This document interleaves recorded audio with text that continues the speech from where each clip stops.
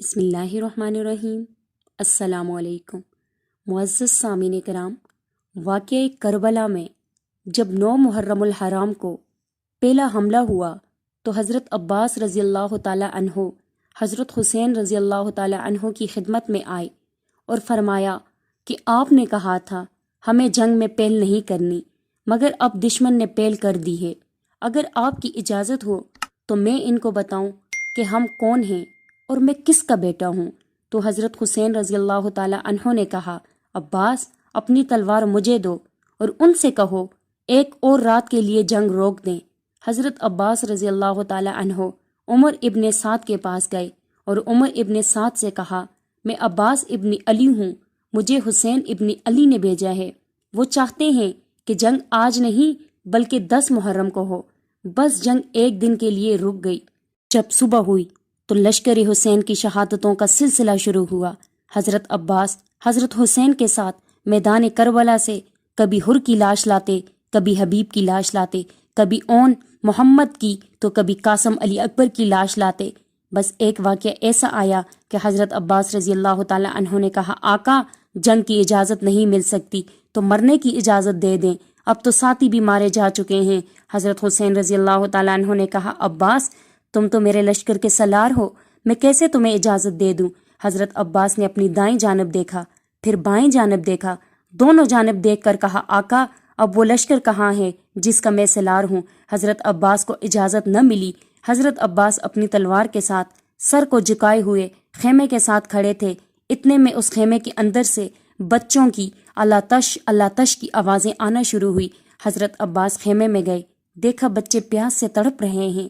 Be be Sakina آگے بڑھی اور کہا، چاچا مجھے پیاس لگی ہے، میرا بھائی علی اصغر پیاسا ہے۔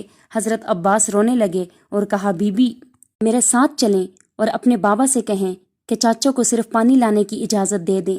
حضرت عباس بی بی سکینہ رضی اللہ تعالیٰ عنہا کے ساتھ حضرت حسین کے پاس آئے۔ بی بی سکینہ رضی اللہ تعالیٰ عنہا نے اپنے بابا سے اجازت دلوائی۔ حضرت حسین نے مشق علم دیا اور کہا، عباس صرف پانی لانے کی اجازت ہے۔ حضرت عباس نے مشق علم لیا اور جانے لگے۔ جیسے ہی جانے لگے تو حضرت حسین نے کہا، عباس ذرا آخری بار اپنی بہن سے مل لو۔ حضرت عباس اس خیمے کے پاس گئے جس میں بی بی زینب رضی اللہ تعالیٰ عنہا تھی۔ حضرت عباس خیمے کے پاس گئے اور کہا، بی بی الوداع۔ بی بی زینب نے کہا، عباس ذرا ایک بار خیمے میں آ جاؤ۔ حضرت عباس خیمے میں گئے، بہن نے بھائی کا دیدار کیا۔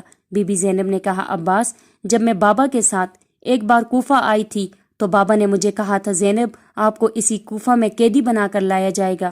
عباس جب بابا نے مجھے کہا تھا نہ تو مجھے یقین تھا کہ ایسا ہوگا، مگر میں سوچا کرتی تھی کس میں اتنی جرت کہ عباس کی بہن کو قیدی بنائے، مگر عباس اب جب تم نے الوداع کہا مجھے یقین ہو گیا کہ وہ وقت اب دور نہیں جب مجھے قیدی بنایا جائے گا۔